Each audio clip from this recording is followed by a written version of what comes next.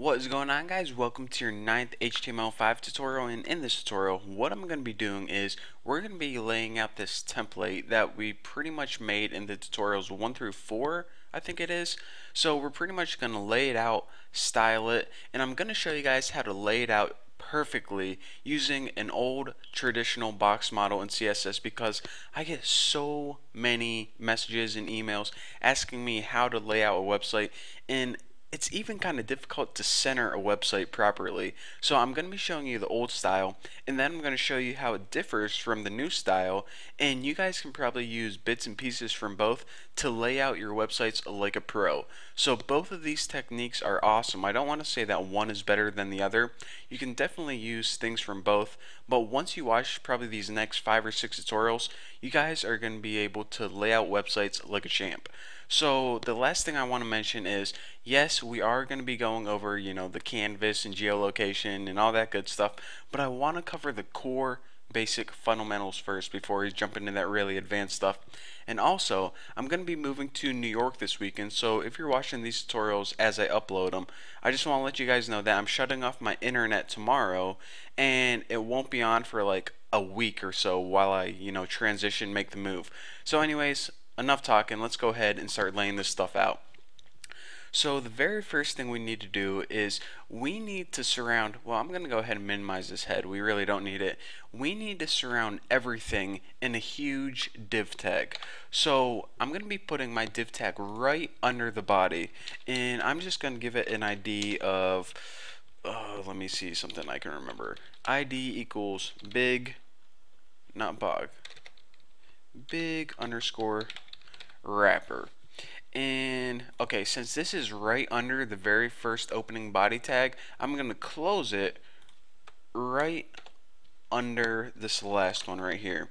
And a cool thing, if you go ahead and highlight your div tag, and if it turns purple, that means that it has a matching div tag somewhere. So if you're working in a small window like this, or if you just want to go through and make sure all your tags match, you can do that.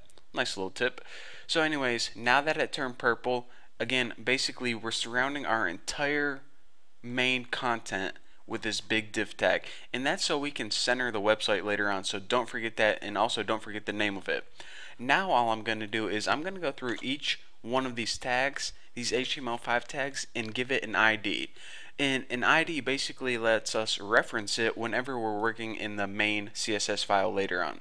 So I'm going to name this header top header, and I probably need that ID.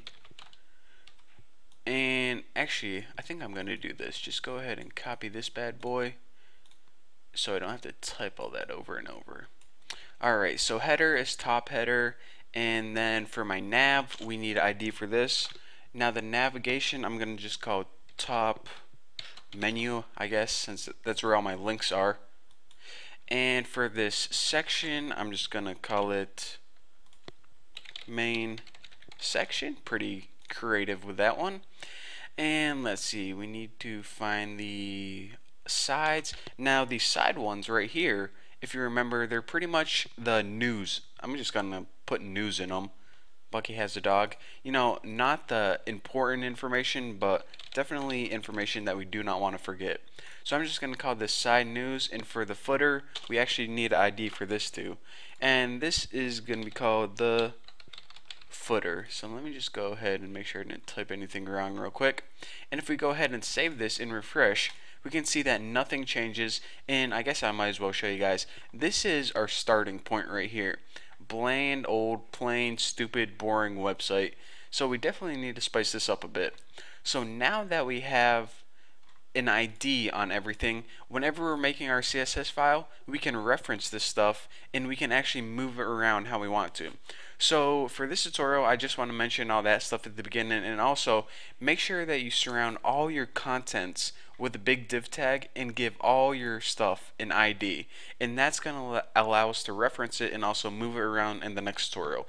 So we have a lot of CSS and styling to cover in the next tutorial, so I'm going to be saving it for then. So for now, thank you guys for watching, and also if you need any of this code, again, I'm going to be posting it all on my forum. So anyways, thank you guys for watching. Don't forget to subscribe, and I'll see you guys later.